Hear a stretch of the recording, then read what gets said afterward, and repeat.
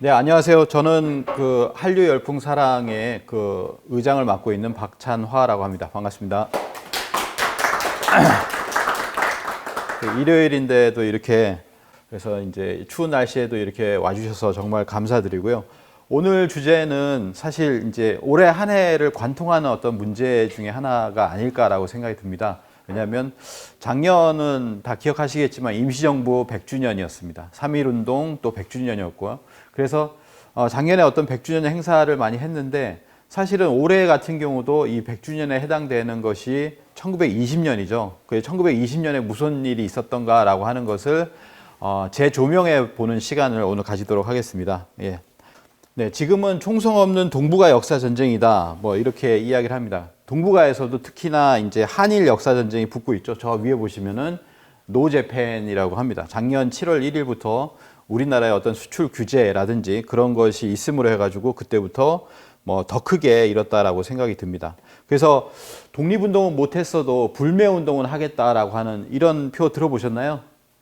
네. 그래서 불매운동을 지금도 이렇게 하고 있죠. 그래서 불매운동에 큰 피해를 많이 또 일본 측에서는 또 입고 있죠. 근데 이것이 100년 전에도 그대로 있었습니다. 사실은 불매운동이라고 하는 것이 그동안은 뭐 냄비처럼 이렇게 금방 끌어올렸다가 식었지만은 지금은 벌써 뭐 6개월 이상 이렇게 가고 있는 그런 모습을 보여주고 있습니다. 근데 그것이 이미 100년 전에 우리가 물산 장려 운동이 있었다. 이 물산 장려 운동이 시작된 것은 100주년이 됩니다. 사실은. 그래서 올해 아마 기념을 하지 않을까 싶은데요. 물산 장려 운동의 시작이 1920년 8월이에요. 8월 평양에서 기독교계 민족 지도자들이 민족 기업의 건설과 육성에 대해서 논의했다. 그래서 조선 물산 장려회가 발족을 합니다. 그래서 뭐 이런 기업들 한국 이제 조선 기업들이 생기잖아요. 뭐 이제 이런 기업들이 스스로 이렇게 광고를 하고 우리 거를 사자. 뭐 이런 경우들이 많이 있었죠. 이게 대표적인 그런 사진이 되겠습니다. 그래서 최근에는 뭐 유니클로 같은 경우가 있었는데 유니클로가 우리 불매운동 하기 전에 1년에 이들이 우리가 거기서 산 것이 거의 1조 3천억 정도가 됩니다.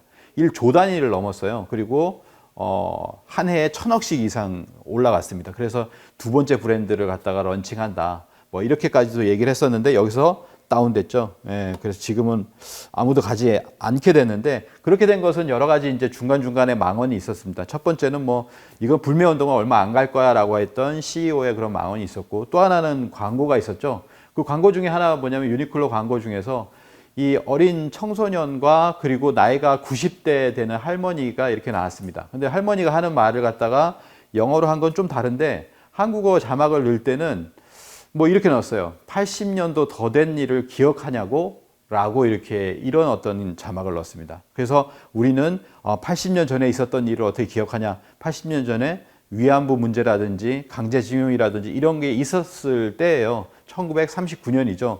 그게 기억 못한다는 얘기냐라고 하면서 또 한 번 이렇게 불을 지폈던 그런 기억이 납니다. 그래서 뭐냐면은 80년 전을 기억 못하냐라고 했는데 사실은 우리가 오늘 이 자리에 모인 거는 100년 전을 한번 기억해 보자는 거예요. 100년 전에 우리의 조상 선조들께서 어떤 일들을 하셨는가라고 하는 것이죠. 그래서 뭐 이런 거에 패러디가 많이 나왔습니다. 이 광고의 답으로서 80년도 더 된 일 우리는 다 기억한다. 기억할 것이다. 라고 하는 것을 이제 보여주고 있었다는 거죠. 그렇지만 실제로 이제 우리가 독립운동을 보면 사라진 독립운동가들이라든지 잊혀진 독립운동사 뭐 이런 것들이 굉장히 많았다라고 하는 겁니다. 여기 뭐 이게 쭉 어떤 많은 분들이 나열되어 있지만 이 중에 우리가 아는 사람 사실은 통계를 내보면요. 우리 국사교과서에서 우리가 인지하고 있고 인식하고 있는 사람은 20여 명 정도밖에 안 된대요. 예, 청소년들도 그렇고요. 그래서 독립운동가 누가 생각나요 하면은 딱딱 하는 그런 사람도 있지 않습니까? 그렇지만 더 많은 사람들을 우리가 기억을 했으면 좋겠다라는 생각이 들었죠. 특히 여성 독립운동가를 얘기를 하면 유관순 외에 답을 하는 사람은 거의 없었다라고 하는 거죠. 몇 년 전까지만 하더라도. 그러면 이제 영화 암살이라든지 이런 게 여성 독립운동가를 부각하면서 최근에 또 미스터 선샤인 같은 경우도 여성 독립운동가를 부각하면서 조금씩 알아나가고 있다. 특히나 여성 독립운동가도 2,000명 이상이 됩니다. 그래서 그 많은 사람들을 해서 좀 더 알아야 되겠다라는 생각이 들었고요. 그래서 올해는 봉오동 전투 100주년, 청산리 대첩 100주년이 되겠습니다. 그래서 봉오동 전투는 6월이고요. 그리고 청산리 대첩은 10월입니다. 그래서 6월과 10월에 큰 대첩이 있었다. 그러니까 100년 전 1920년은 그래서 무장항쟁의 해가 아닌가. 국내외 무장항쟁의 해이면서 어떻게 보면 우리가 얘기하고 있는 어떤 역사 전쟁이라고 하는 그런 것도 주목되는 그런 한 해가 아닌가라고 생각이 듭니다. 주요 사건들이 있는데요. 우리가 이제 주요 테마로 잡고 있는 봉오동 전투와 또 청산리 대첩도 있을 것이고요. 그 이전에 뭐냐면은 이 일제가 이제는 뭐냐면 그 3.1 운동을 제어하고 나서 그 다음에 이제 학살을 하기 시작합니다. 민간인 학살부터 자신들이 이제 전투에서 이제 패배하고 자신들이 희생을 당하니까 이제 민간인들을 학살하기 시작했는데 그러면서 이제 학살하고 독립운동가를 색출하는 그런 작업들이 계속해서 있어 왔다는 거죠. 그래서 이제 4월에는 최재형 선생을 살해한 그런 사건이 있었고 8월 달에는 개연수 선생의 죽음이 있었는데 이게 굉장히 큰 어떤 사건으로 저는 생각을 하고 있습니다. 그래서 이런 부분들을 같이 한번 정리를 해보도록 하겠습니다. 1919년 잠시만 이제 언급을 하고 한번 넘어가도록 하겠습니다. 임시정부 수립 100주년이었는데 또 하나는 대한민국 탄생 100주년이라고 합니다. 그래서 1919년에 3.1 운동에 힘입어서 그게 이제 하루에 있었던 것이 아니고 2달 동안 계속됐잖아요. 그 이후로도 이제 계속 되었는데 210만 명 이상이 참여를 했습니다. 그래서 그것에 힘입어서 상해 임시정부가 수립이 되게 되는데요. 세 분이 나왔습니다. 세 분이 나왔는데 저 왼쪽에는 누구시죠? 신채호 선생. 가운데는 누구시죠? 가운데. 예. 신서구 선생이라는 분입니다. 이 분은 신규식 선생. 그래서 뭐 신씨 삼형제 뭐 이런 식으로 이제 얘기를 하기도 하는데 이분들이 이제 상해를 가신 거예요. 상해를 가셨고요. 상해에서 이제 의기투합해서 사진을 한번 딱 찍으셨죠. 신씨 가문에서 한번 찍으신 것 같습니다. 그래서 중간에 계신 분이 신서구 선생인데 임시정부에서 그러면 국호를 정하자라고 했을 때 이 신서구 선생이 뭐라고 얘기하냐면 대한으로 망했으니 대한으로 흥해보자. 먼저 이제 대한민국을 제안을 합니다. 그랬더니 아니 망한 대한제국을 잊자는 말인가 라고 하니까 대한으로 망했으니 대한으로 한번 흥해봅시다 라고 신서구 선생이 얘기를 했다는 거죠. 그래서 제안을 이렇게 하게 됩니다. 이렇게 얘기를 합니다. 그러면 왜 대한이냐라고 했을 때 그건 대한제국에서 고종 황제가 삼한을 계승한 것이다 라고 하는 얘기를 했는데 그런 거와 똑같습니다. 이제 그 임시정부에서도 뭐냐면 이 한이라고 하는 명칭이 삼한일의 우리 민족의 고유한 명칭이다. 고유한 국호고 이름이라고 하는 것이 역사적 의미가 있다라고 생각을 했다라고 하는 거죠. 근데 고종 황제가 대한제국을 건설할 때 조선이란 작은 나라에서 이제는 독립을 해가지고 사대주의가 아니라 우리의 황제국을 건설하려고 했는데 삼한을 계승한다라고 하는 것이 남쪽에 있는 삼한, 우리가 교과서에서 배우는 요 한반도 남쪽에 있는 요만한 삼한이겠어요? 그게 아니죠. 그래서 실제로 뭐냐면은 고구려 백제 신라를 삼한이라고 불렀습니다. 근데 고구려 백제 신라를 삼한이라고 한 것은 고구려 백제 신라가 가지고 있었던 그만한 어떤 영토 강역을 가지고 있었던 그 이전의 삼한을 계승한 것이죠. 그 이전의 삼한이 뭐냐면은 바로 우리가 이제 대륙 삼한, 북삼한이라고 얘기하는 고조선 그 자체를 원래 삼한이라고 했었다. 근데 그 삼한이 삼조선이 멸망을 하면서 그때 남쪽으로 내려온 게 우리가 남삼한이거든요. 이제 이런 역사가 이제 왜곡되어 있기 때문에 고종 황제가 왜 대한제국을 건설할 때 대한이라고 했었는지 그리고 대한제국이 대한민국으로 할 때 왜 또 대한이라고 하는 그런 용어를 쓰는지를 잘 모르는 거죠. 모르게 된 겁니다. 그래서 고종 황제가 말한 삼한이라고 하는 것은 바로 이 북삼한이고 고구려 백제 신라의 삼한이다라고 하는 것이죠. 그래서 임시정부에서도 대한으로 하자라고 하는 것을 이야기를 합니다. 그래서 1919년 3월 26일부터 27일 8인 위원회가 있었고 여기 보면 신서구 선생도 있고 우리가 잘 아는 이동영, 이시영, 조소왕, 이광, 조송환, 현순, 이광수 뭐 이런 분들이 있었습니다. 그리고 나서 결정적인 게 뭐냐면 4월 10일이에요. 4월 10일 밤 10시부터 해서 그 다음날 오전 11시까지 뭐냐면은 임시의정원 회의를 개최를 합니다. 29명이 참여를 하는데요. 여기에 누가 참여하냐면 신익희, 신채호 선생도 여기 참여했죠. 여운형, 이광수, 이동경, 조소왕 등이 참여를 하게 됐습니다. 그래서 참여를 해서 이게 끝장 토론이죠. 끝장 토론이면서 뭔가 다 결정이 돼야 되는 그런 상황입니다. 결정되어야 되는 상황인데 뭔가 누군가가 나가려고 합니다. 이 자리에서 29명 중에서요. 나가서 나는 못하겠다라고 하니까 그때 이제 한위건이라고 하는 학생 3.1운동에 참여를 하고요. 그 다음에 여기에 이제 참여를 하러 올라온 겁니다. 그래서 딱 문을 막으면서 못 나갑니다. 정부 조직이 끝나기 전엔 단 한 걸음도 이 방에서 못 나가십니다 라고 이야기를 합니다. 지금도 국내에 수많은 남녀 동포들이 피를 흘리고 감옥에 들어가 있고 지금도 운동을 하고 있습니다. 3.1운동이라는 게 말씀드렸듯이 2달 이상 계속되고 있기 때문에 지금 여러 군데에서 계속해서 시위가 계속되는 가운데서 뭐냐면은 지금 회의를 하는 거거든요. 4월 11일. 이 끝난 게 아닙니다. 3.1운동은 하루가 아니라 2달간 계속됐기 때문에 그래서 그러한 피가 지금도 흘리고 있습니다. 여러분들이 동포를 생각하는 마음이 있으시면 밤이 9시라도 이 자리에서 정부를 조직해야 됩니다라고 하는 그런 어떤 간절한 이야기를 합니다. 그래서 결국에는 아무도 나가질 않고 그래서 12시간 동안 해서 오전 10시에 발표를 하게 되는데요. 그래서 이 임시의정원이 10개조로 이루어진 대한민국 임시 헌장을 철야 심의 후에 4월 11일 오전에 반표하고 국호를 대한민국으로 이렇게 정하게 되었습니다. 그래서 이 날이 굉장히 중요한 날이다. 우리 역사에 있어서 문명사적인 전환점이다. 이렇게 얘기를 하고요. 민주공화제가 여기서 이제 처음으로 나왔습니다. 근데 뭐 전 세계적으로도 유례가 없다라고 하는 것이 이때까지 거의 유례가 없었어요. 민주와 공화를 붙인 게 거의 유례가 없었거든요. 그래서 민주와 공화가 결합한 민주공화제란 말이 유럽과 아시아에서 헌법에 사용된 것은 1920년대 이후인데 1919년에 나왔잖아요. 임시정부가 이러한 표현을 쓴 것은 선구적이고 독창적인 일이었다. 이렇게까지도 이야기를 하고 있습니다. 그러면서 우리가 이제 조서왕 선생이 기초한 대한민국 임시헌법이 나오게 된 거죠. 거기에 보면 대한민국은 민주공화국이다. 대한민국의 주권은 국민에게 있고 모든 권력은 국민으로부터 나온다라고 하는 대한민국의 헌법 1조와 똑같은 조항이 그러니까 뭐냐면 임시정부에서 1919년에 만들었던 그게 그대로 헌법의 조항으로 1조, 2조로 이렇게 들어간 겁니다. 그래서 대한민국의 임시정부는 27년 동안 그런 광복의 대장정을 이렇게 하게 되는데요. 이것 또한 27년 동안 항일 독립운동을 총지휘하는 구심점 역할을 하게 된 것인데 뭐 그 동안에 뭐 중간에 그냥 피해 다니기만 하고 숨어 다니기만 하는 시절도 있었어요. 윤봉길 의사가 이제 홍콩 공원에서 이렇게 의거를 행했을 때 그 이후에 막 이제 피해 다닙니다. 몇 년간 이렇게 피해 다니는데요. 그러면서도 뭐냐면 존재감이라는 게 있잖아요. 존재만으로도 대단한 거였다라고 하는 것이죠. 그래서 세계 독립운동 역사상 유례가 없는 일이 바로 27년간의 어떤 총지휘 임시정부였다라고 하는 겁니다. 그래서 임시정부가 있음으로 해서 무엇이냐면 우리가 우리의 국맥이, 우리의 국통맥이 여기도 나와 있지만은 우리의 국통맥이 끊어진 적이 없었다라고 하는 겁니다.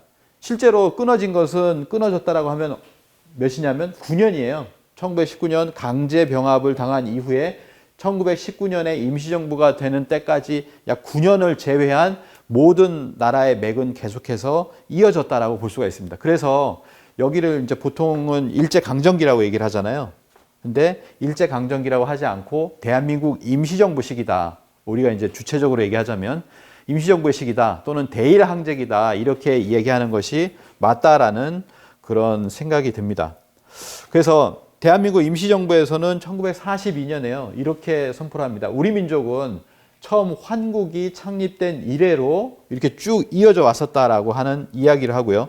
임시정부의 여당 한국독립당에서는 환국에서 사만이 끝나기까지 또 환국에서 시작하여 대한제국까지 우리의 국맥이 단절됨이 없었다 이렇게 이야기를 하고 있습니다. 그래서 임시정부에서도 뭐냐면은 이제 단재 신채호 선생의 어떤 역사관 삼국유사에도 보면 석유 환국이라고 하는 그것이 이제 임시정부의 지도자들도 다 알게 돼요. 그래서 이게 뭐 임시정부에서 뭐 초반부터 이렇게 나온 건 아니지만 우리 민족의 국맥은 원래 환국부터라고 하는 것을 명시하기 시작합니다. 그래서 환국에서부터 시작하여 대한제국까지의 우리의 국맥이 이어져 왔다라고 하는 것을 인식하기 시작한다라고 하는 것이죠. 그래서 자칫 완전히 끊어질 뻔했던 국통맥을 이은 것이 바로 대한민국 임시정부다. 이런 어떤 의의를 또 가지게 된다라고 하는 것입니다. 그래서 대한민국 임시정부는 처음에 만들어질 때 3개가 나왔습니다. 하나만 있었던 게 아니고 대한국민의회, 블라디보스토크에 기점을 뒀던 대한국민의회가 있었고요. 그 다음에 뭐냐면 상해 임시정부가 있고 한성정부가 생겨났습니다. 근데 한성정부는 사실 일제강점기였기 때문에 여기서 정부가 있지만은 여기서 움직일 수가 없잖아요. 어쨌든 통합을 해야 됐습니다. 그래서 통합을 해야 됐고 또 하나는 뭐냐면 러시아에 있었던 대한국민의회하고 같이 통합을 해야 됐었죠. 이런 어떤 상황이 있었는데요. 그래서 연해주에 임시정부가 3월 17일에 이렇게 있었는데 그 3.1운동을 준비하면서 이게 그 대한민국 임시정부를 선포를 한 것이죠. 3월 17일 날 이렇게 선포를 하게 됐고요. 그래서 이제 우리나라에 보면은 그 가레이츠라고 합니다. 가레이츠키는 아니고 가레이츠라고 하는데 고려인이라고 하죠. 그 러시아에서 강제 이주를 당한 연해주에서 강제 이주를 당했던 분들인데 그분들이 이제 조금씩 이렇게 들어오기 시작했어요. 그러니까 전 세계에 한 50만 정도가 되고 국내에는 한 6만 명 정도가 들어와 있습니다. 그 고려인 분들이 연해주의 대한국민의회의 이제 100주년 기념을 작년에 이제 했었던 모습이죠. 아시는 분도 있죠. 자, 여기도 보면은 똑같은 그 연해주, 안산에 주로 많이 거주를 하고 계십니다. 안산에 한 15,000명, 뭐 광주에도 한 5,000명, 그 다음에 인천에 한 5,000명, 이런 식으로 해서 이제 여러 군데에 이제 고려인 분들이 이렇게 정착을 하고 계시죠. 그래서 임시정부의 통합이라고 하는 것은 결국 이 세 곳이 9월 11일 날 통합이 되게 됩니다. 통합이 되게 되는데 뭐 이제 그런 우여곡절 끝에 이렇게 통합이 되게 되는 것이죠. 원래는 상해 임시정부는 국무총리 제도를 원했지만 그때 당시에는 미국과의 협력이 필요했기 때문에 이승만이 어쨌든 국무총리가 됐든 대통령이 되었던 모든 곳에서 다 이승만을 청거를 했습니다. 그래서 이승만이 원하는 것은 또 대통령이었기 때문에 결국 제도까지 바꿔가면서도 이렇게 9월 11일 날 통합을 하게 되었다. 그런 어떤 과정이 있다라는 거죠. 그래서 1919년 9월 11일 통합민국 임시정부가 수립이 되게 되고 그때 당시 아직 부임은 하지 않았기 때문에 그때의 중심은 누구냐면 안창호 선생이죠. 예, 안창호 선생과 여러분들이 이렇게 중심이 되어 있었습니다. 그리고 그때 당시에 이제 김구 선생은 나는 문지기가 되겠다라고 하는 그런 말씀 기억하시죠? 그것처럼 실제로 이렇게 임시정부의 문지기가 되셔서 지금으로 보면 경찰청장 뭐 이런 정도 이렇게 될 수가 있겠습니다. 그래서 임시정부의 경무국장에 이제 8월 12일 날 취임을 하게 됩니다. 그래서 요인 경호, 그 다음에 일제 밀정 방지. 실제로 이제 밀정이나 간자들이 이제 들어올 때가 있잖아요. 그래서 그거를 척결하는 모습 아마 영화 암살이나 많이 조금 보셨을 거예요. 그래서 대한민국 경찰의 효시는 김구 선생이다. 예, 이렇게 이야기를 하는 것이죠. 그러니까 우리나라에 지금 아직까지도 안 잡혀져 있는 것이 뭐냐면 우리나라 국군의 효시는 무엇이냐라고 했을 때 또는 경찰의 효시가 무엇이냐라고 했을 때 그것이 일제가 만들어 놓은 것을 효시로 보는 경향들이 예전엔 있었거든요. 그런 것을 바로잡아가는 과정이다. 그래서 더 중요시하는 거죠. 그래서 1919년에 임시정부의 김구 선생이 경찰의 효시다. 그리고 이 임시정부에 이제 그 여러 사람들을 갖다가 이제 장관을 시키잖아요. 그중에 재무부 장관이라고 하겠죠. 재무총장이 바로 이 최재형 선생이었습니다. 최재형 선생인데, 뒤에서 한번 보도록 하겠습니다. 자, 1920년으로 들어갑니다. 이제 100년 전이죠. 100년 전 1920년으로 들어가는데요. 임시정부가 이때는 뭐냐면은 3.1운동이 일어나는데 그들이 굉장히 이제 수만 명, 그 10,000명 이상 되는 우리 평화 시위를 한 사람들을 학살을 했습니다. 학살을 했어요. 그게 전체적으로 남아있는 건 뭐 7,500명이니 6,800명이니 우리 쪽엔 그렇게 이제 남아있는데 더 많을 것으로 이렇게 생각이 됩니다. 많은 사람들이 학살을 당하고 그런 가운데서 우리가 평화 시위만 할 수 없다라고 하면서 이제 전쟁을 선포하게 됩니다. 이때가 일어나는 이때가 독립전쟁을 해야 될 때다라고 하는 것이죠. 그래서 이동희 국무총리 시기에 이제 임시정부는 정책 전환을 단행하게 되는데 이게 1920년 초에는 뭐냐면은 광복 전쟁론. 그러니까 임시정부라고 하는 것이 항상 외교론을 표방하지 않았다라는 겁니다. 항상 그것만은 아니었다. 그래서 이때 초반에는 뭘로 가냐면 전쟁론으로 갑니다. 그래서 만주의 한인사회에 징병령을 발표하고 연해주 북간도 서간도에 동로, 북로, 서로에 해당되는 3대 군광구를 설정했다. 그러니까 실제로 자연스럽게 만들어진 부대들이 있어요. 부대들이 있지만 그 부대들을 가서 설득을 하고 또는 명령 지시를 해서 전부 다 뭐냐면은 임시정부 산하에 있는 부대로 만들어 버립니다. 예. 그러니까 이때 당시에 우리가 알고 있는 봉오동 전투와 청산리 대첩이라고 하는 것은 임시정부 산하에 있는 부대로서 정식적인 공식적인 전투를 한 것이다. 이렇게 보시면 되겠습니다.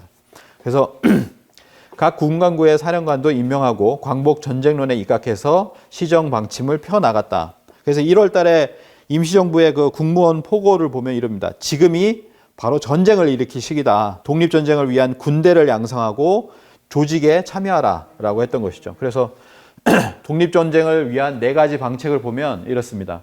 제도와 법령을 마련하고 국내외 군사 주비단을 조직하여 군사 조직을 결성한다. 육군 무관학교를 세워서 군사 간부를 양성하며 직할부대를 조직하여서 기존 부대를 임시정부의 산하로 직할시킬 것. 기존 부대라고 하는 것은 자생적으로 만들어진 그런 부대들을 얘기하죠. 그거를 임시정부 산하로 직할을 시킨다. 그리고 3번에 육군 무관학교를 만든다.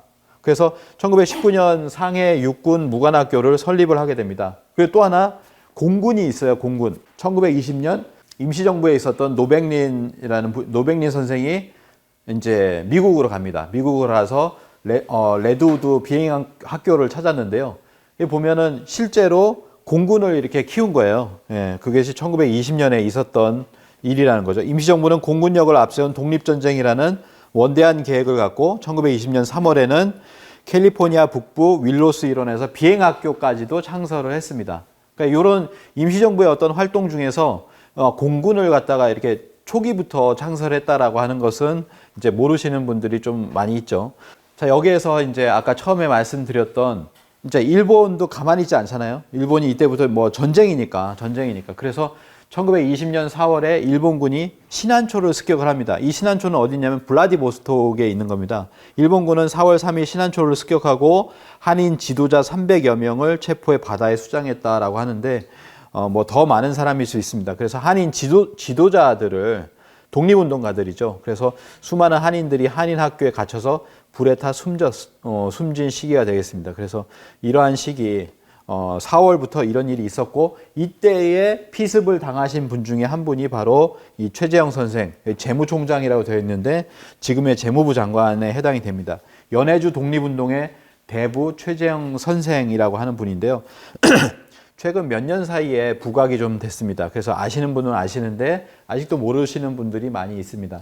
시베리아의 페치카라고 합니다. 그 난로죠, 난로. 난로를 거기서 페치카라고 하는데 시베리아의 페치카, 연해주의 페치카 최재형 선생이라고 하는데 뭐 느낌만 봐도 우리 한인들이 여기에 거주를 하는데 그걸 다 따뜻하게 보듬어 주는 사람 뭐 이런 어떤 뜻이 되겠습니다. 그래서 첫 번째로는 뭐냐면 안중근의 거사를 도왔다. 예, 주도적으로 도왔다라고 하는 것입니다. 그래서 이 최재형 선생의 집이 있는데요. 거기에 연해주에 있는 저택에 그 안중근이 찾아왔고 그리고 거기에서 언론사 기자로 이렇게 일을 하면서 뭐냐면은 때를 넘보았다는 거죠. 그래서 우리가 살던 연해주 대저택에 어느 때인가 안흥칠이 살았다. 그는 거사를 준비했다. 벽에 사람 3명을 그려놓고 사격 연습을 했다. 얼마 안 있어 그는 하얼빈으로 떠났다라고 합니다.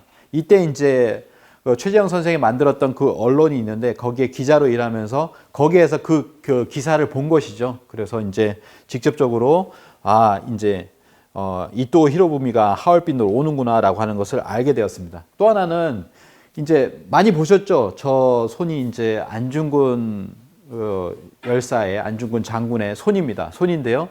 이게 한마디가 없어요. 여기가 없죠. 예, 한마디가 없습니다. 그래서 안중근의 단지동맹이라고 합니다. 그때 안중근 의사는 항일투사 11명과 함께 동의단지회를 결성했다라고 합니다. 동의단지회라고 하는데요. 이 뭐냐면은 동의회라는 것이 있었어요. 최재형 선생이 만들었던 독립운동단체엔 동의회가 있었습니다. 그 동의회에 또 이제 뭐냐면 단지를 하는 거기서 이제 혈맹을 맺은 사람들이 또 있었다라는 거죠. 그래서 동의단지회를 결성을 했다라고 하는 것인데 이 결성을 어디서 했냐라고 하면 최재형 선생의 자택에서 했다라고 하는 것이 작년에 밝혀졌어요. 작년에 밝혀졌습니다. 그건 뭐냐면 최재형 선생이 10년 거의 10년 동안 안중근 의사와 함께 했었다라고 하는 것이죠. 이제 그것을 우리가 알 수가 있겠습니다. 그래서 단지 동맹을 맺은 장소가 최재형의 자택이었다라고 하는 것이 일본 외교 사료관에서 문서를 통해서 밝혀졌습니다. 그래서 여기에서 이제 훈련을 하고 그리고 안중근 의사가 가서 이등 방문을 처단하게 됩니다. 자, 이래서 이제 1920년에 연해주에 일본군이 이제 진출하게 됩니다. 일본이 1차 세계대전에서 승전국이에요. 승전국이 됐습니다. 그래서 뭐냐면은 이제 연해주로 일본군이 이제 들어오는 겁니다. 연해주로 들어왔기 때문에 거기에는 누가 있냐면 독립운동을 하던 우리 한인들의 신안촌이 있었죠. 그래서 그 신안촌으로 이렇게 습격을 하게 되는데, 일제는 1920년 4월 4일 날 러시아의 붉은 구대를 습격하고 군인들을 무장해제시켰던 4월 연해주 참변을 일으켰다. 이를 빌미로 해서 독립운동가들을 붙잡아서 재판도 없이 살해했다라고 하는 것입니다. 이 재판도 없이 살해를 당한 사람이 바로 이 최재형 선생인데요. 최재형 선생을 색출을 한 거죠. 그래서 최재형 선생이 저택에서 그 가족들과 함께 있었는데 이미 그것을 직감하고 가족들을 다 내보냅니다. 가족들은 다 내보내고 내가 가야 된다라고 하면서 혼자서 이렇게 잡히게 되거든요.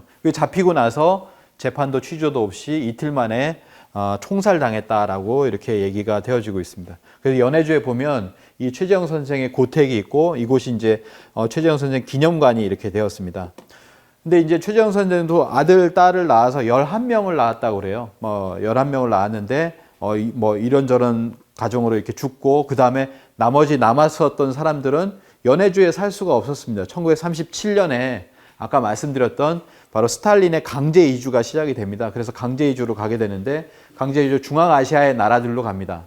그래서 카자흐스탄이라든지 우즈베키스탄 이런 쪽으로 가게 되는데요. 지금도 카자흐스탄에 한 10만 명, 그 다음에 우즈베키스탄에 또 한 20만 명 정도 이렇게 많은 분들의 고려인 분들이 살고 계세요. 근데 소련이 해체된 이후에 다시 이제 들어오기 시작하신 거죠. 근데 이런 기차를 타고 가는 와중에도 10,000명에서 20,000명 정도가 이게 사망했다라고 합니다. 그런 어떤 죽임을 당하면서 강제 이주를 당하게 되는데, 이때 11명의 그 자녀 중에서도 죽임을 당하거나 강제 이주가 되었다라고 합니다. 그 중에 이제 최발렌틴이라는 분이 계신데, 이분이 이제 처음에 옛날에 KBS 다큐나 이런 게 나왔을 때는 좀 젊었었죠. 근데 이제 이게 작년 모습인데, 작년에 이제 국적이 이제 한국 국적을 받았습니다. 이 최발렌틴이라는 분이 한국 국적을 받아서 굉장히 이게 좋아하시면서 이제 할아버지가 하늘에서 우리를 보고 계실 것이다라고 이야기를 하는 과정이고요.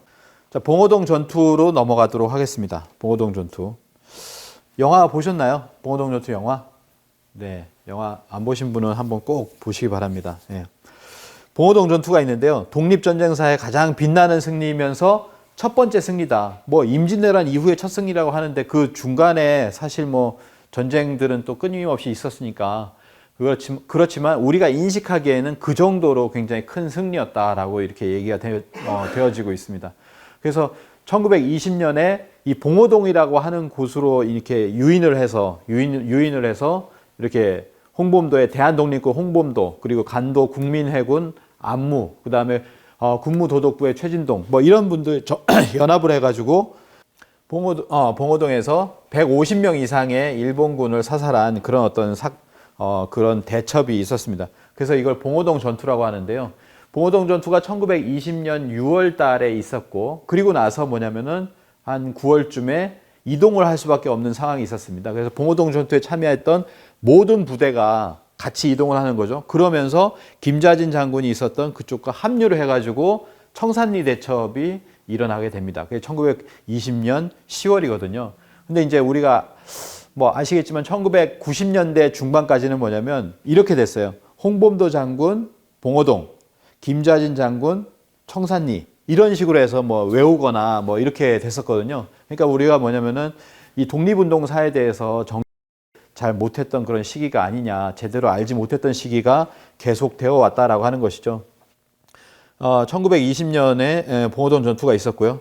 자, 보시면은 봉오동 전투에 참여를 했었던 그 시기에 보면은 이런 큰 대표적인 부대가 있었다라는 거예요. 전체적으로 한 60여 개가 있었다라고 얘기가 되어지는데, 광복군 사령부가 있었고, 설화군정서가 있었고, 북로군정서가 있으면서 저 위쪽에 지금 봉오동 전투에 참여를 했었던 군무도독부, 국민회군, 그리고 대한독립군이 있었다라고 이렇게 보시면 되겠습니다.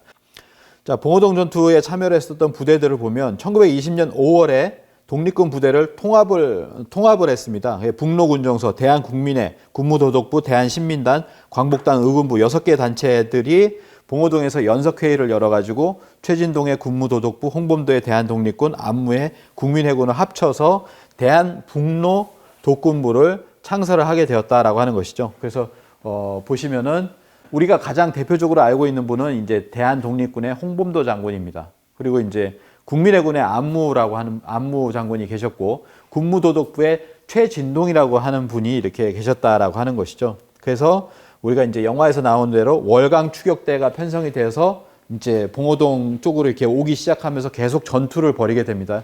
여러 번의 이제 전투를 벌이게 되는 것이죠. 그래서 이 사진 혹시 많이 보셨죠? 홍범도 장군 하면 대표적인 사진 중에 하나인데요. 옛날에는 그랬습니다. 옛날에는 뭐였냐면 홍범도 장군을 이제 강조하고 이분이 누군지 모르니까 작년까지 몰랐거든요. 예전에 이제 홍범도 장군에 대해서 얘기를 할 때 제가 썼을 때도 보면은 사진을 이렇게 잘랐어요. 사진을 잘라가지고 이렇게 썼습니다. 왜냐면 이분이 누군지를 모르니까 그냥 이렇게 중심으로 이게 사진이 이제 두 명이 다 돼 있잖아요. 그래가지고 누군지 몰랐었는데 이분이 최진동이라는 분입니다. 최진동 장군. 그래서 최진동 장군과 홍범도 장군이 그렇게 호영호재하던 그런 분들이었다. 슬픔과 기쁨을 함께하던 사이였다라고 이야기를 합니다. 이게 이제 최진동 장군의 사진이잖아요. 사진과 보시면은 같은 분인 걸 알겠죠. 그래서 이게 유족들이 이거를 맞는 분이다. 이분이 최진동이다. 그러니까 뭐냐면 이때는 언제였냐면 1922년인가요? 러시아로 간 거예요. 러시아로 가서 모스크바를 가서 거기에서 어떤 이민족 회의, 전체적인 어떤 회의에 참여를 한 겁니다. 참여를 했을 때 그때 같이 간 거거든요. 그래 거기서 사진을 찍으니까 이런 복장을 이렇게 하고 있었던 것이다. 이렇게 생각이 됩니다. 그리고 이제 최진동의 동생이 있습니다. 최진동의 동생이 중간에 있는 분인데 최운산이라고 하는 분인데요. 뭐 추정된다라고 하지만 이분이 이제 정확한 것으로 보입니다. 아까 말씀드렸던 1922년 1월에 모스크바 극동 민족 대회에 같이 참여를 한 거죠. 그러니까 아까 보셨던 홍범도 장군, 최진동, 그리고 동생 최운산 장군, 이런 분들이 같이 참여를 하게 되었다라고 하는 것입니다. 같은 분이죠. 예, 같은 분입니다. 딱 보면 다 알 수가 있죠. 그래서 우리가 봉오동 전투라고 하면 이 홍범도 장군도 보면은 그 제대로 조명이 안 되었지만 사실은 봉오동 전투에 있어서 그 봉오동이라는 곳을 10여 년 이상 거기에서 살면서 사람들을 무장시켰던 그런 어떤 사명제가 있는데 이들이 부각이 안 됐다라고 하는 것이죠. 그래서 잠깐 한번 알아보면 왼쪽이 최진동이라는 형이고요. 그 다음에 중간이 최운산 장군, 그리고 막내가 되었던 최치흥, 이 사명제가 바로 그런 어떤 큰 주역이 되었다라고 하는 겁니다. 이 길림성 봉오동에 모여서 살던 최진동, 운산, 치흥 사명제는 토성을 쌓고 골짜기를 개간해서 연병장을 만들고 여기에 사제를 털어서 구입한 무기로 군무도독부를 창설을 했습니다. 그리고 600여 명의 청년들을 훈련을 시켰다라고 하는 거예요. 그러니까 우리가 알고 있는 것처럼 봉오동이라고 하는 것이 전투만 벌였던 곳이 아니라 여기도 신안촌이다. 그러니까 한인들의 촌이라는 거죠. 러시아에도 연해주에 신안촌이 있듯이 여기도 거주하는 곳이었다라는 겁니다. 우리 신안촌, 한인들이 거주하는 그런 어떤 군사기지로서 이렇게 만들었다라고 하는 거죠. 그래서 1910년 경술국치 후에 부모와 형제를 포함해 최 씨 일가가 모두 당시 황무지였던 봉오동으로 이주해 모은 재산으로 신안촌이라는 마을을 건설했다라고 하는 겁니다. 그래서 간도 제1의 거부가 바로 최운산이다, 이렇게 이야기를 합니다. 처음부터 거부는 아니죠. 근데 중국이 토지 정리를 할 무렵에 몇 개 군을 뭐 이렇게 사들여 가지고 그게 폭등을 하고 이런 가운데서 이제 부자가 되었다라고 하는 것이죠. 간도 제1의 거부다. 사실은 아까 말씀드렸던 연해주의 최대 거부가 누구냐면 최재형 선생이라는 분이잖아요. 그분이 그래서 자금을 다 댑니다. 그러니까 최 씨들이 부자가 많아요. 우리가 경주 최 씨 많이 얘기를 하는데, 그래서 연해주에서 그냥 부자가 아니라 의로운 부자가 되겠죠. 그래서 연해주에서는 최재형, 그리고 간도에서는 바로 최운산 형제, 이런 분들이 바로 그러한 역할을 했었다라고 하는 겁니다. 그래서 간도 제1의 거부가 되었다. 그래서 봉오동 전투의 실제 모습은 뭐냐면, 우리가 영화에서는 홍범도 장군도 뭐 나중에 나오고 무명의 독립운동가들을 좀 이렇게 강조를 했잖아요. 근데 그 무명의 독립운동가 중에서 사실은 어느 정도는 거론되었으면 좋았을 사람들이 뭐냐면 바로 이 최운산 형제들이라는 거죠. 그래서 봉오동 전투 시에 토벌 계획을 사전에 입수해서 매복 작전을 짠 것도 이제 최운산이다. 그 다음에 최훈산의 아내가 기록하기를 이제 한 푼의 찬조금 없이 최훈산의 사제로서 장비, 피복, 식량을 조달했다. 대포 6문, 장총 500정, 뭐 곤총 수십 정, 실탄 수만 발. 이런 것들이 다 있었다는 거예요. 대포도 있었고 이런 것들. 이런 거는 뭐냐면은 돈이 없이는 못 사잖아요. 그리고 나서 1차 세계대전이 일어나고 나서 철수하는 외국 군대에서 그걸 다 사들입니다. 사들여요. 그래서 이제 그런 것들을 사들여서 바로 이제 전쟁을 준비했다라고 하는 겁니다. 그래서 보면은 이 최씨 형제들도 집단 망명을 하잖아요. 그러니까 우리가 봐야 될 것은 우리가 지금까지 알고 있었던 것은 뭐냐면 이분들은 많이 알려졌어요. 이회영, 이시영 형제, 6형제가 바로 이제 강제 점령 되고 나서 만주로 떠나서 독립운동을 하기로 결심을 합니다. 그러니까 6형제가 있고요. 이분들은 경성에서 떠나요. 서울에서 떠나는 거죠. 서울에서 떠나고 또 안동에서는 이분들이 떠납니다. 또 이동영 선생, 이상용, 석주 이상용 선생의 임청각이라고 해서 거기서부터 떠나기 시작하는 거거든요. 그러니까 합의가 된 거다. 집단 망명이다. 이렇게 이야기를 합니다. 그래서 혹한 속에 집단 망명을 해가지고 6형제 1가족이 횡도촌에 도착하게 되는데 이곳이 이제 대표적인 뭐냐면은 한인촌입니다. 가장 서쪽에, 그러니까 간도의 이제 서간도 쪽이죠. 서간도 쪽에 전국에서 모인 망명객들이 유하연 삼원보에 추가가라는 곳에 직결해 한인촌을 만들었다라고 하는 거예요. 이쪽은 이제 서간도에서는 이렇게 한일 강제병합이 된 후에 서간도 쪽으로 올라간 사람들은 거기에 신안촌을 만들고, 그리고 아까 보셨던 그 최씨 형제들은 또 그 이후에 올라가서 봉오동에다가 신안촌을 만들었다라고 하는 겁니다. 이렇게 보시면 될 것 같다라는 생각이 들고요. 그래서 우리가 알고 있는 이제 이곳 서간도에서는 경학사와 신흥무관학교라는 걸 만듭니다. 그래서 신흥무관학교를 만들어서 우리가 잘 알고 있죠. 이들이야말로 대한민국의 정체성 근원이자 뿌리다. 뭐 이렇게 이야기를 합니다. 그래서 3,500명이 되는 독립군들이 여기서 양성됐다라고 얘기를 하는데 모두가 뭐냐면은 신흥무관학교에서만 양성된 것은 아니라고 하는 거죠. 봉오동에서도 그러한 어떤 수백 명의 그런 어떤 독립군 그런 것들 양성을 했었다라고 하는 것을 우리가 알 수가 있습니다. 신흥무관학교는 여기에 있고요. 그 다음에 그런 신안촌이 있듯이 이쪽에도 있듯이 뭐냐면 이 봉오동에서도 그러한 어떤 신안촌이 있고 그리고 군사를 훈련하는 곳이 있었다라고 하는 것을 우리가 알 수가 있겠습니다. 국가에서 이걸 연구를 안 하니까 어떻게 합니까? 유족들이 연구를 할 수밖에 없는 거죠. 그래서 유족들이 남아있는 유족들이 이제 기념사업회를 만듭니다. 만든 지 얼마 안 됐어요. 2006, 7, 8, 9 4년밖에 되지 않았죠. 그래서 지금도 계속해서 연구를 하고 있습니다. 예, 이렇게 연구를 하고 있는 과정이고요. 그러나 이제 우리가 이것이 교과서에 들어가고 이러하기 전에 우리가 먼저 이러한 어떤 봉오동 대첩의 어떤 과정을 알아야 된다라고 하는 것이죠. 이런 분들이 있었기에 지금의 우리가 있다라고 하는 것입니다. 그래서 홍범도 장군 같은 경우에도 이 뭐냐면은 강제 이주를 당하십니다. 1937년에 직접적으로 연해주에서 이제 강제 이주를 당하셔서 카자흐스탄으로 들어가서 결국에는 1943년인가요? 그때 카자흐스탄에서 돌아가시게 됩니다. 쓸쓸하게 돌아가시는 거죠. 그래서 이제 카자흐스탄 크질 오르다라고 하는 곳이 있는데요. 여기 가보면 진짜 소도시인데 거기에 홍범도 장군의 묘가 있습니다. 그래서 이번에 이곳에서 사실은 작년에 지금 정부에서 이렇게 모셔오려고 했잖아요. 근데 아직 어떻게 보면 아직까지는 이쪽에서 카자흐스탄에 있는 고려인 분들이 홍범도 장군까지는 아직 준비가 안 됐다. 그래가지고 거기 계신 거고요. 또 북한하고 또 북한 쪽의 출신이기 때문에 북한에서도 반대하고 해가지고 아직까지 홍범도 장군의 묘는 이제 국내로 들어오지 못했습니다. 그렇지만 같이 옆에 있었던 뭐 개봉호 장군이라든지 여러분들은 이제 송환이 되었죠.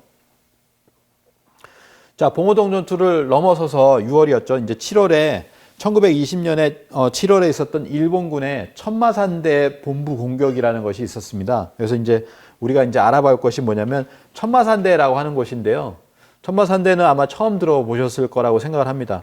천마산이라고 하는 곳이 어디 있냐면, 자, 천마산을 보도록 하겠습니다. 천마산은 지금의 평안북도에서 활동을 해서 천마산대가 있습니다. 평안북도라고 하는 건 뭐냐면 다 넘어갔잖아요. 국경을 일단은 넘어갔잖아요. 간도로 가고 연해주로 갔는데 국경을 넘어가지 않은 바로 그 밑에 있었던 곳입니다. 평안북도에서 활동했던 천마산대가 있었는데 이 천마산대는 어디서 왔냐면은 대한제국 군이 이제 해산을 당합니다. 해산된 대한제국 군도 여기에 의병에 이제 합류하게 되고요. 그래서 천마산대에는 이러한 분들이 있었다라고 하는 것을 우리가 알 수가 있습니다. 자, 보시면 뭐 대한제국군이 해산되고 쭉 올라가는 장면이에요. 올라가면서 이제 천마산대가 되었다라고 하는 장면이고요.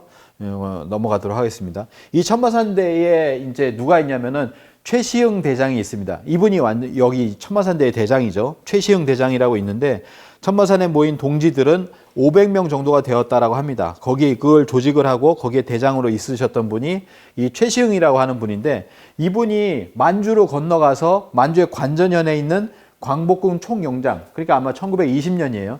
오동진 대장을 총영장을 만나기 위해서 거기에 갔습니다. 그래서 결국에는 뭐냐면은 만주에 있는 광복군 총영장이었는데 임시정부 산하로 들어갔죠. 공식적인 어떤 광복군이 되었는데 거기에 또 이제 최시흥 장군이 들어간 거예요. 최시흥 대장이. 그래서 광복군 총영은 1920년 7월부터죠. 이때 생깁니다. 20년에 생기는 거죠.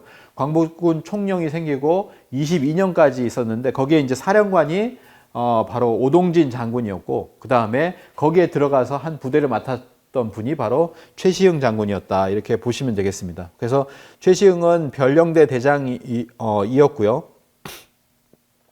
최시흥이 이제 여기 이제 천마산대를 하면서 어떤 고민을 얘기하니까 오동진은 군정서 총판인 이상용과 벽파 변령장인 이덕수 등과 상의한 후에 독립단을 광복군 천마산 변령대를 확대 재편했다. 그래서 최시흥은 변령대 대장으로 임명되게 됩니다. 그래서 천마산 별동대 같은 경우에는 무기를 구입하고 군자금을 확보하고 이 군자금을 확보할 때 한인들도 있잖아요. 부자들 찾아가 가지고 군자금 좀 대라 이렇게 뭐 강제적으로 하기도 하고 뭔가 이렇게 설득을 하기도 하고 해서 군자금을 이렇게 확보를 하는 거죠. 그 다음에 이제 밀정들을 처단하는 그런 활동을 이렇게 하게 됩니다.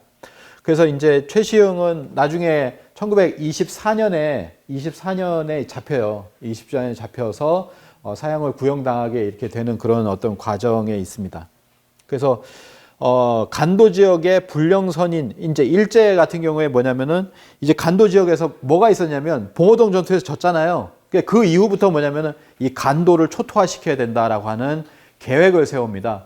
불령선이라 그들이 이제 부르는 명칭이죠. 그래서 우리 조선인들을 얘기를 하고 초토화시켜야 된다는 이 초토라는 말에는 뭐가 있냐면 군인이고 민간인 할 것 없이 뭐 자신들이 구분을 못하니까 다 죽여버리겠다라고 하는 거예요. 그래서 간도 지역 불령선인 초토화 계획을 세우게 되는데 이 과정에서 누가 이제 피살을 당하냐면 8월 달에 바로 이 계현수 선생, 환단고기를 편저하신 바로 계현수 선생이 피살되게 됩니다. 자, 일제는 배달 의숙을 습격을 하게 되는데 여기 압록강이 있죠. 그 위쪽으로 이제 올라가면은 배달 의숙이 있습니다. 배달 의숙을 습격하여 3천여 책과 문서를 압수소각하고 계현수 선생을 체포 살해하게 됩니다. 이 계현수 선생은 해학 이기 선생, 독립운동가였었던 해학 이기 선생과 그리고 운초 계현수가 5권을 합본을 하여서 1911년에 목판 인쇄로서 30권을 출간을 하게 됩니다. 그래서 그 안에는 뭐 아시는 것처럼 뭐 삼성기, 단군세기, 북부여기, 태백일사 등이 들어 있는데요. 이 책, 그 환단고기 책을 1911년에 낼 때 누가 이제 거기에 동참을 하냐면은 오동진 장군과 홍범도 장군이 자비를 댔다라는 거예요. 이게 이제 그 계현수 선생의 발문에 보면 나옵니다. 독립운동가였던 두 친구 오동진과 홍범도 사제를 털어가지고 30건의 경비를 조달했다라고 합니다. 그래서 이러한 어떤 환단고기의 저자였고 이 배달 의숙에서 그래서 그런 역사 교육을 시키고 독립운동을 하고 있었던 계현 선생이 이제 살해되는 것이죠.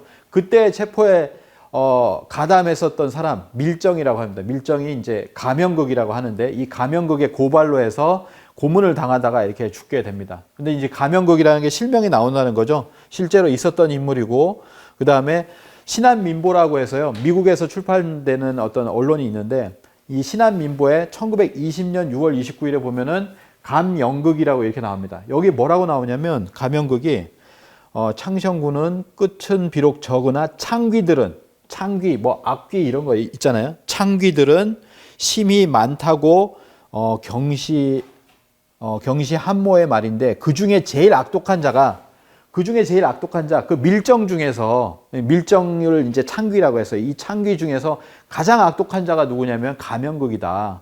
맨 처음에 나오잖아요. 가명극 이기용, 뭐 박만수 뭐 이런 식으로 나오는데 가장 악독한 자가 바로 가명극이다. 이 악독한 자에게 개연수 선생이 걸린 거예요. 아이고. 잡힌 거죠. 그래서 결국에는 이 압록강에 이렇게 사지가 절단되면서 이게 벌어지는 어떤 그 참혹하게 살해당하는 그런 장면을 여기서 보시면 14살에 천마산대의 소년원이었던 바로 이유립 선생이 그 광경을 아버지와 함께 목도하게 되는 겁니다. 그래서 천마산대를 제가 말씀드린 건 뭐냐면 바로 이 하남당 이유립 선생, 그러니까 나중에 이제 환단고기를 해방 이후에 이 세상에 이제 드러내신 분이 바로 이유립 선생인데요. 이분이 1920년 바로 개연 선생이 돌아가시던 그때에 14살이었습니다. 그리고 조선독립소년단 단장이 되어서 그때 천마산대에서 활동을 했었다라는 거죠. 천마산대 소년통신원으로서 활동을 했었습니다. 당시 평북 지역은 무장독립 기반과 청년단 육성 활동이 실제로 있었다. 아니 14살인데 이 사람이 왜 무슨 환단고기를 전수했단 말이에요. 옛날에 14살은 거의 어른이죠. 그리고 그때 당시에 이 지역에서 이미 청년단을 육성했었다라고 하는 것이 그 기록에 남아 있어요. 청년단을 육성 활동을 했었고 그 구심점이 삭주 등지였다. 이 삭주에서 나왔잖아요. 그 중에서 이 삭주 지역에서 이유립 선생이 나왔다라고 하는 겁니다. 그래서 이 개연 선생이 돌아가시고 나서 이 환단고기의 전수 내력에서 이제 두 가지 버전이 있는데 뭐 설이 있잖아요. 그 중에 하나가 뭐냐면은 천마산대 최시흥 대장에게 전해졌다라고 하는 것이죠. 아까 보셨죠? 천마산대 최시흥 대장에게 전해졌고 이 책이 또 천마산대의 이덕수 대장을 거쳐서 그리고 이유립 선생에게 전해진 것이다라고 하는 겁니다. 이 천마산대라고 하는 곳은 이 최시흥 선생이나 아니면 이덕수 선생이나 이 두 분이 전부 단학회 출신이에요. 단학회라고 하는 것이 바로 우리나라의 역사를 갖다가 바로 9,000년 역사로 이렇게 보는 그런 어떤 그 입장에 있는 것이 바로 단학회인데 대종교와 또 다른 거죠. 그래서 이 단학회라고 하는 것이 있었는데 이 단학회의 구성원들이 대부분인 것이 바로 이 천마산대입니다. 그래서 뭐냐면은 개연 선생이 돌아가시고 나서 환단고기가 이렇게 해가지고 결국에는 이유립 선생이 전수되었다라고 하는 것이 있고요. 또 하나는 뭐냐면 이유립 선생도 그 30권 중에 그거를 처음부터 이렇게 가지고 있었다라는 이야기도 있습니다. 어쨌거나 천마산대하고 이렇게 관련이 있었다라고 하는 것이죠. 그것을 이제 우리가 알 수가 있습니다. 그래서 환단고기 책의 전수 과정을 보면요. 이런 과정이 있어요. 이상용 막하의 참액 군정이라고 하는 그런 어떤 역할을 맡고 있었던 개연수 선생이 돌아가시면서 그때 천마산대 최시흥 대장에게 전해줬고 그것이 설어군정서의 이덕수 장군에게 전해줬고 전부 다 단학회죠. 그리고 이유립 선생에게 결국에는 전해지게 되었다라고 하는 겁니다. 예, 이런 어떤 과정이 있었다라는 거죠. 그 과정에서 가장 극적인 사건이 바로 100년 전 개연 선생이 돌아가시는 그 과정 속에서 이렇게 있어 왔다라고 하는 겁니다.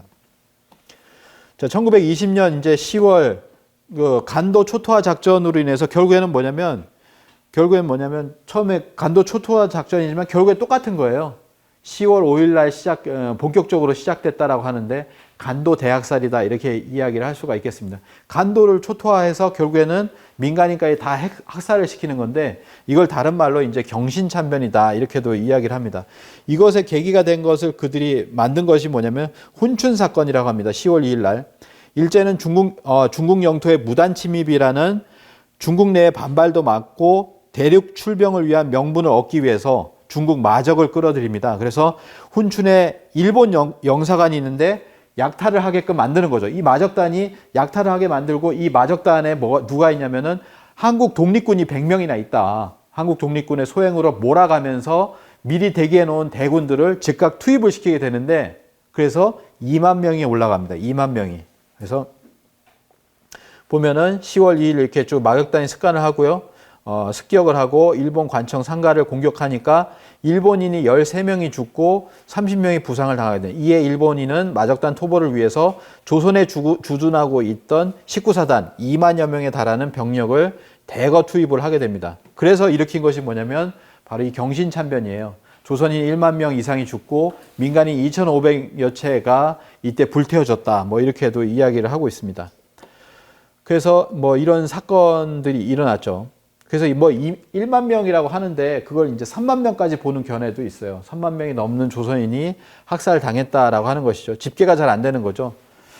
조선이 이걸 겪었던 사람이 이렇게 얘기를 했습니다. 일본 사람은 잔인한 수준을 넘어서서 사람이 참 악마라는 걸 느꼈다. 갓난아이를 허공에 던진 뒤에 총검으로 받아서 어느 정도 깊이 꽂히는가 싱글대던 군인들의 모습을 60년이 지난 지금도 잊혀지지 않는다. 뭐 이렇게 증언을 하기도 했습니다. 이제 이런 어떤 학살이 있었다라는 거죠.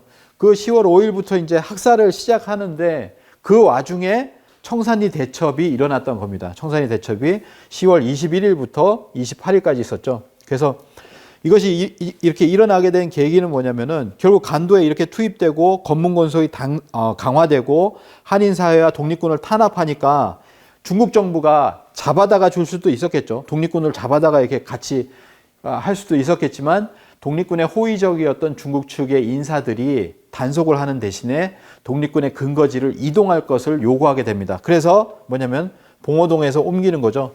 그래서 보시면은 아시겠지만 봉오동은 저 위쪽에 있습니다. 북로군정서, 대한북로독군부 이런 부들이 전부 다 이제 청산리로 이렇게 모이는 거예요. 그래서 만주의 독립군들은 기존 기지들을 버리고 험준한 백두산 산록으로 옮겨가기 시작해서 9월 중순께부터 한 달여 동안 홍범도 대한독립군 최진동 군무도독구분 안무의 국민회군 이게 원래 뭐죠? 봉오동 전투에 참여했던 부대죠. 예. 그리고 김자진의 북로군정서가 전부 다 청산리 부근에 모였다라고 하는 그런 어떤 상황이었다는 겁니다. 그래서 지금 김자진 장군의 그 부대를 얘기하는데 그 부대가 원래 어떤 부대냐면 대종교가 있어요. 대종교가 이렇게 대종교인들이 그때 당시에 단군을 모시면서 독립운동을 하는 단체였죠. 그래서 이렇게 있었습니다. 대종교를 믿던. 그래서 서도본사에 신규식, 이동영, 북도본사에 그리고 동도본사에 누가 있냐면 서일이라고 하는 분이 있습니다. 서일이라고 하는 분이 있는데요. 이 서일이 있었던 그 곳이 뭐냐면은 바로 김자진을 영입을 하게 되는 거죠. 예, 그렇게 되는 겁니다. 그래서 중광단이라는 것이 있었고 그게 대한정의단으로 바뀌었고 그것이 북로군정서가 되었다라고 합니다. 이제 서일이라는 분은 서간도의 대종교의 지도자로서 중광단을 기반으로 북로군정서를 조직을 하고요. 북로군정서의 사령관으로서 이분이 사령관이에요. 사령관으로서 대한제국의 장교였으며 대한광복단에서 무장투쟁을 주도하던 김자진 장군을 영입을 하게 되었다라는 거죠. 예, 영입을 하게 되었습니다. 그래서 군정서는 서대 파구에 근거를 두고 서일이 통솔한 단체로서 대부분 대종교이다. 그들 행동이 극히 흉포하여 이건 뭐냐면 일제가 그때 보고를 한 겁니다. 북한도 지방의 항일단체 상황에 대한 보고를 한 거니까요. 그들이 극히 흉포하여 부단히 선내지에 대한 무력 침습을 양언하고 있다. 총재는 서일, 그죠? 총재는 서일, 부총재는 현천묵, 사령관은 김자진, 부사령관 김성, 참모장 나중소 뭐 이렇게 이야기를 하는 것이죠. 그래서 일단 유사시에는 명령지하에 동원 소집을 할 수 있는 것이다. 김자진 장군이 이분이 이제 김자진 장군을 봅니다. 김자진 장군이고요. 그리고 북로군정서에 병사들이 이제 사진을 찍은 이렇게 모습이고요. 그리고 그때 활동을 했었던 소총과 탄약의 어떤 모습이 되겠습니다. 그리고 이제 거기에 이제 교관이 또 김규식이라는 분이 있었다라고 하는 거고요. 그래서 이제 그 대한군정서에 이 북로군정서에서도 뭐냐면은 사관들을 이제 훈련을 시키는 거죠. 그러니까 신흥무관학교뿐만 아니라 여기에서도 또 따로 서간도 그리고 이쪽 북간도 뭐 이런 거에서 전부 다 훈련을 시켰다라고 하는 겁니다. 9월 9일 날 이렇게 하고 청산리 대첩이라고 하는 것은 이 전투를 전부 합해서 이야기를 한다라고 하는 겁니다. 백운평에서부터 시작된 백운평 전투부터 해서 완로구 어랑촌 전투 쭉 넘어와서 고동화 전투까지 해가지고 10월 21일부터 26일까지 있었던 그 대첩을 얘기를 하고요. 이때 1,500명 이상의 일본군이 이때 죽게 되는 그런 어떤 그래서 이제 대첩이라고 하죠. 한 10배 이상 되니까 청산리 대첩이고요. 아까 중간에 보셨던 어랑촌이라고 하는 곳입니다. 어랑촌의 옛 모습인데 어랑촌 전투라고 하죠. 여기에서 이런 어떤 상황 속에서 전투를 벌였겠구나라고 하는 것을 우리가 알 수가 있고 청산리에서 이제 대패하고 일본군은 퇴각을 하기 시작하는데 아까 보셨듯이 10월 5일 날 들어와 가지고 이제 그 이들의 학살의 초반전이에요. 초반전. 그러니까 그 학살이 시작된 것도 뭐냐면 봉오동 전투에 졌기 때문인데 졌기 때문에 간도를 초토하게 해서 들어왔다가 계속해서 그러한 어떤 과정이 있는 거죠. 그래서 아마 영화에서 보시면 아시겠지만 봉오동 전투 때 민간인 학살하는 모습을 보셨을 거예요. 그런 어떤 그 영화에서 보는 그런 장면들이 계속해서 이제 있어 왔다라고 하는 겁니다. 그래서 이 청산리 대첩 이후에도 계속해서 이러한 어떤 민간인 학살들이 있었다라고 하는 거죠. 그래서 뭐냐면은 더 이상 여기에 못 있겠다. 그래서 독립군들이 점점 더 올라가기 시작합니다. 밀산에서 이만에서 위로 해가지고 스보보드니라고 하는 곳인데요. 이게 쭉 올라가기 시작하는 거예요. 그래서 올라가는 가운데서 무엇을 하냐면은 전체를 조직을 하는 거죠. 뭐 3,000명이 되는 대한 독립군단으로 만듭니다. 아까 서일 총재가 있었죠. 서일 총재가 있고, 그 다음에 홍범도 장군이 있고, 그 다음에 여기 이제 전부 통합이 된 거죠. 여기 보면 최진동 장군도 있고, 김자진도 있고, 지청천, 신흥무관학교 쪽으로 오셨던 지청천 장군도 있고, 아까 봤던 우리가 이제 김규식 장군도 있었고, 안무 장군 다 있죠. 예. 그렇게 해서 대한 독립군단을 만들었습니다. 이렇게 만들어서 러시아 쪽으로 올라갔는데 이제 1921년이 되니까 이때 러시아의 자유시라는 곳이 있는데 이곳에서 뭐냐면은 어떠한 계기로 인해 가지고 우리끼리 싸우게 되고 그리고 러시아군과 싸우게 되어서 무장해제를 시키는 거예요. 우리 독립군들을. 그래서 이 사건으로 독립군들이 한 뭐 1,000명 정도가 전사를 하게 되고 1,800명이 실종되었다라고 하면은 거의 다 죽은 거죠. 이런 어떤 몰살당하는, 괴멸당하는. 그래서 독립군들이 한 번에 뭉쳤는데 이 뭉친 곳에 가지 않은 독립군들이 산 거예요. 그 사람들이 또 다시 이제 조직을 하겠지만 이때 우리의 3,000명이 되는 이런 어떤 독립군이 전사를 하게 됨으로 해가지고 한국 독립 역사상 최대의 비극이죠. 불상사가 일어나게 되는 어떤 사건이 있는데요. 뭐 자세한 사건은 그래서 이것의 사령관이 누구였냐면 이 전체 사령관이 서일 장군이었잖아요. 그래서 서일 장군이 자결을 하게 됩니다. 자결하기 전에 이제 유언 같은 말씀인데 조국 광복을 위하여 생사를 함께하기로 한 맹세한 동지들을 모두 잃었으니 무슨 면목으로 살아서 조국과 동포를 대하리요. 차라리 이 목숨 보려 사죄하는 것이 마땅하리라 라고 하면서 1921년에 목숨을 버리게 됩니다. 뭐 이렇게 해서 독립군의 어떻게 보면 한 단락이 이렇게 맺어지게 되는데요. 대종교에 보면은 삼종사의 묘라고 합니다. 이 서일, 나철, 김교훈, 그 다음에 이제 서일, 이 세 분을 이렇게 모시거든요. 서일이라는 분은 바로 이제 당신이 이제 그 대종교의 지도자가 되시오라고 했는데 자기가 4년인가 5년을 유예시킵니다. 저는 독립운동을 더 해야 되겠습니다. 독립전쟁을 더 하고 나중에 그걸 맡겠습니다. 라고 하면서 그렇게 하는 과정 속에서 그런 어떤 전투를 치러냈던 그런 분이 되겠습니다. 그래서 이 자유시의 참변이 일어나고 나서 뭐냐면 내려와서 신민부, 정의부, 참의부라고 하는 또 임시정부 산하에 이 세 가지의 세 부대를 만든다라고 하는 것이죠. 예. 3부가 이렇게 형성이 됩니다. 그래서 여기 보시면 북만주는 아까 보셨던 대한독립군단, 뭐 이게 대종교, 뭐 북로군정서, 뭐 이런 분들이 신민부를 만들고 그다음에 참의부, 정의부라고 하는 것이 이렇게 만들어진다라고 하는 것이죠. 그리고 마지막 주제로서 보촌교의 독립운동을 한번 보도록 하겠습니다.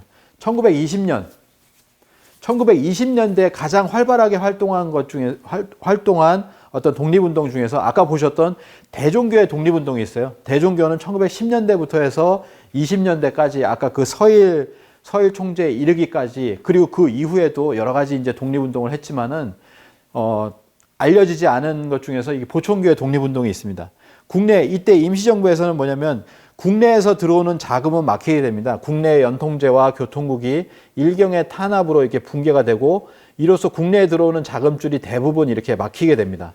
이 자금줄이 막히게 되었을 때 그때 자금줄이 융통되고 독립운동의 자금이 가장 많이 그런 어떤 것이 기록으로 남아있는 것이 뭐냐면 보촌교라는 거죠. 1920년도 있었고 21년 상해 임정에 군자금 11만 원을 지원하려다가 전주 일경에 압수당했다. 근데 이 기록이라고 하는 것은 뭐냐면 이 군자금이라고 하는 것은 아주 몰래 비밀리에 전달되는 것이기 때문에 대부분 잡힌다라고 하는 건 보통 그렇잖아요. 도둑이 잡히는 것도 보면은 거의 10분의 1 정도밖에 안 되잖아요. 나머지는 잡히지 않는 것인데 그렇게 봤을 때 우리가 기록에 남는 것도 있지만 기록 외에도 군자금은 많이 전달되었을 것이다라고 추정이 가능합니다. 1921년 그리고 1924년에 김자진 장군에게 군자금 2만 원이 지원됐다. 지금으로 보면은 이게 뭐 2만 원이 20억 그 이상으로 이제 알고 있습니다. 그래서 군자금 2만 원 지원됐다 또는 5만 원 지원됐다라고 하는 것이 기록에 남아 있는 것이죠. 뭐 이런 독립자금이 있었고요.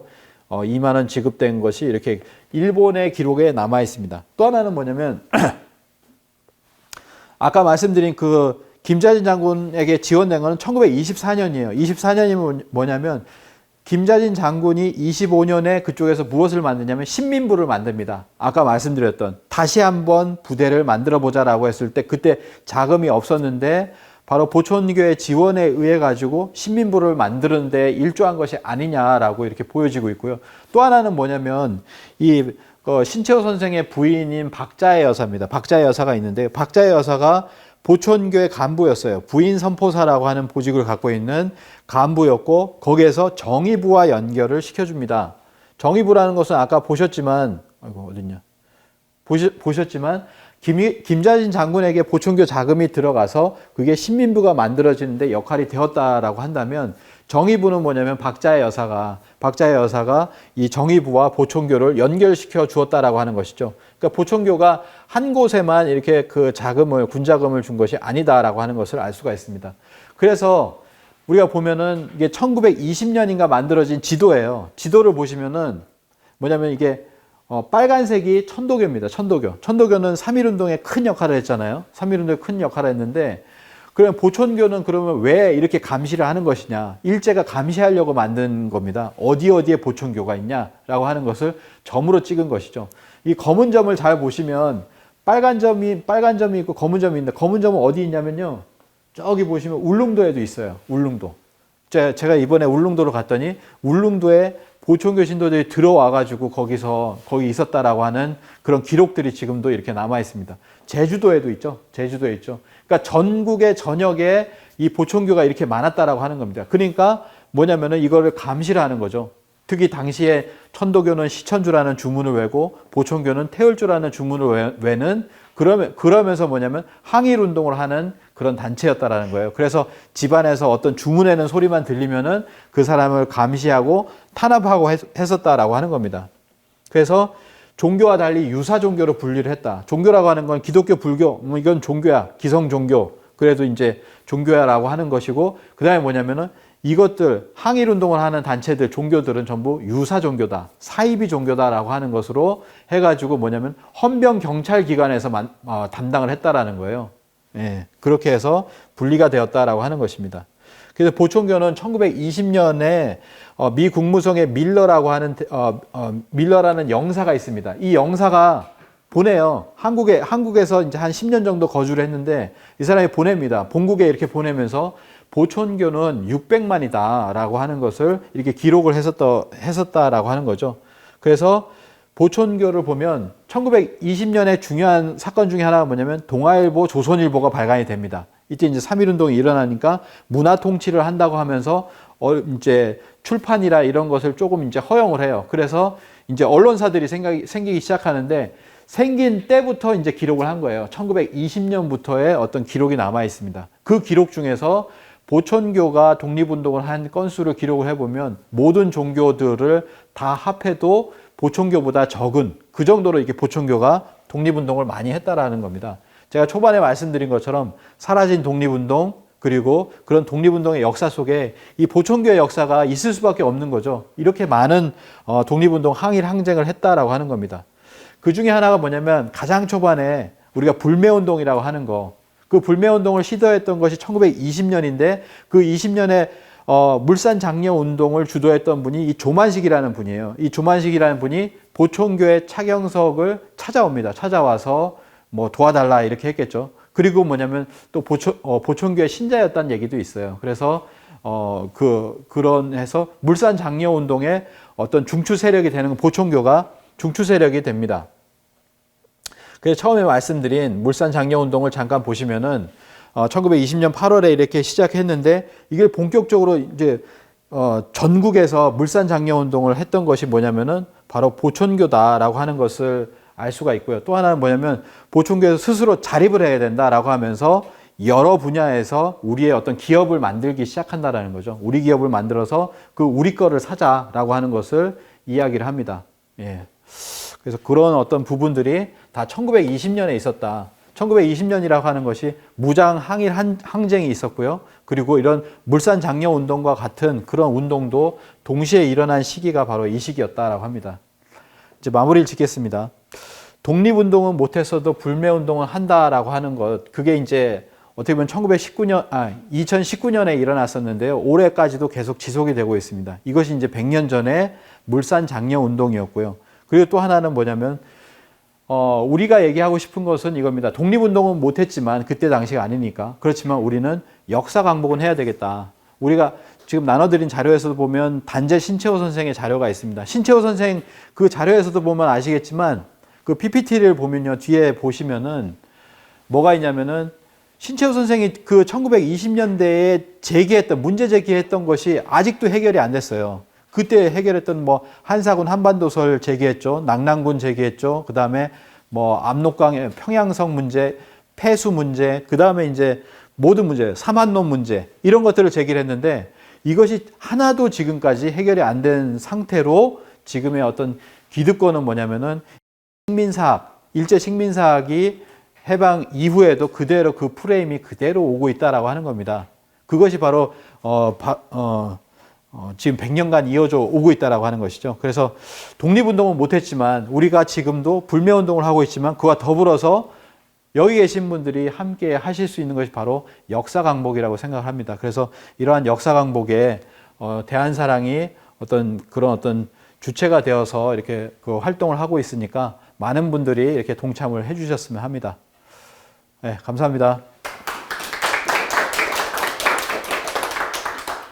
질문 있으신가요? 질문 없으신가요? 고려인은요. 일단 고려인이라고 하는 분들은 이제 일제시대 이전에 우리가 굉장히 힘들었어요. 동학 할 때도 힘들고 그래서 그때부터 어디로 가냐면은 넘어가기 시작합니다. 간도로, 간도에 먼저 살았지만 이제 힘드니까 넘어간 세력도 있는데 일제시대가 되면서 더 많이 넘어가죠. 아까 말씀드렸던 연해주, 블라디보스토크라든지 이런 쪽으로 이렇게 넘어가기 시작하는데, 예? 소련, 예, 러시아 쪽이죠. 그 러시아 쪽으로 넘어가는데 러시아 사람들이 뭐라고 부르냐면 우리를 가레이치라고 불러요. 고려인이라고 부르죠. 러시아 사람들이 그렇게 불렀습니다. 그래서 우리도 거기에서는 얘기할 때 러시아 사람들하고 소통할 때 고려인이라고 그냥 이제 한 거예요. 고려인이라고 했는데 그 사람들이 이제 1937년 스탈린의 강제 이주 정책이 일어나서 결국에는 강제 이주를 당합니다.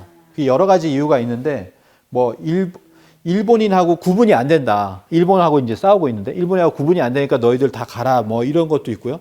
또 하나는 뭐냐면 그때 당시에 카자흐스탄이라고 하지만 소련이에요. 소련에 속해 있었기 때문에 자신들의 어떤 불모지, 황무지에다가 조선인들을 투입을 해가지고 내가 생존을 하든지 말든지 여기를 살려보든지 이렇게 해봐라라고 하는 그런 식이죠. 그런 식으로 해서 이제 넘어가게 된 강제 이주를 당하게 되는 거예요. 그게 이제 18만 명 정도가 강제 이주를 당해서 거기에서 많이 죽기도 했지만은 거기에서 우리가 이제 자생을 합니다. 거기서 농사를 짓고 하면서 살아나가서 카자흐스탄에 살고 그 옆에도 살고 하면서 이제 스탄 국가들이라고 해요. 거기에 스탄 국가들에 많이 살아나가기 시작하는 거예요. 그렇게 살아나간 사람들이 중앙아시아에 이제 고려인으로 남아 있는데 문제가 뭐냐면 이들이 소련이라는 나라는 러시아라는 나라는 아시겠지만 우리 중국 있잖아요. 중국 가면은 무슨 광둥어니 무슨 어니 하면서 서로가 소통이 안 돼요. 언어가. 근데 러시아는 저 끝에서 이 끝까지 하나의 언어만 씁니다. 표준어만 써요. 러시아. 왜냐하면 강제로 했기 때문이거든요. 사투리라는 걸 없애버려요. 그러니까 그 사투리만 없앤 게 아니라 조선어를 못 쓰게 합니다. 조선어를 못 쓰게 하니까 쓰면은 죽여버려요. 그러니까 이제 입을 꾹 담고 있고 러시아어만 해야 되니까 그 사이에서 한 세대, 두 세대가 지나면서 이제 언어를 잃어버립니다. 언어를 잃어버려서 우리가 이제 고려인이라고 하면 조선족은 우리말을 하잖아요. 그러니까 우리나라에 들어와서 정착을 어느 정도 다 잘 하죠. 다 서로 또 뭉치기도 하고 그런데 이 고려인들은 소련이 해체되면서 뭐냐면은 너희는 러시아인도 아니니까 갈 길을 가라 그런 거예요. 1991년인가요? 소련이 해체되면서 갈 길을 가라라고 하는데 우린 여기 남겠다라는 사람 남는 거고 우린 그래도 모국이니까 들어오겠다라고 하는 사람 들어왔는데 들어와 보니까 이게 언어가 안 되니까 어디로 가냐면은 가장 공장들이 있는 곳으로 갑니다. 그러니까 공장. 그러니까 자신들이 바로 취업해가지고 살 수 있는 곳으로 가요. 그래서 이제 안산이라든지 광주 이런 곳이 그런 곳이거든요. 가장 쉽게 얘기하면 월세가 싸고 그리고 이제 살 수 있는 그 곳으로 이제 가서 거기서 뭉치게 됩니다. 그래서 우리나라에 지금 들어와 있는 사람들이 6만 명 정도가 되고 아까 말씀드린 경기도 안산, 광주, 서울의 동대문, 그다음에 부산 이런 곳에 이제 다 이게 흩어져서 이제 사시는 거예요. 그런데 이제 우리가 지금까지 고려인들을 홀대하고 같은 민족이니까 들어올 때도 대책을 세워줘야 되는데 대책이 전혀 없어요. 그러니까 뭐 제가 생각해 대책이라는 게 들어왔을 때 뭐 6개월이나 1년은 그걸 이제 돈을 대주면서 언어를 배우게 하고 그런 과정에서 이제 자기의 어떤 취업할 수를 좀 알선해주고 뭐 이런 것들이 있어야 된다라고 보는데 그렇지 못하기 때문에 굉장히 힘든 거죠. 이분들은 언어를 지금도 자기들끼리 뭉쳐서 러시아어만 하는 경우들이 있습니다. 왜냐하면 언어를 배우는데 야학으로만 배울 수밖에 없어요. 공장 노동을 하니까 야학에서 배우니까 뭐냐면 늘지가 않아요. 어른들은 늘지가 않습니다. 이제 그런 문제가 있고 이제 그래도 어느 정도 정착을 하니까 애들을 데리고 와가지고 지금은 교육 문제가 발생하고 뭐 이런 식이에요. 예. 여러 가지 문제들이 있지만 이제 우리 정부도 이제 수용을 하려고 계속 이제 노력을 하고 있습니다. 예.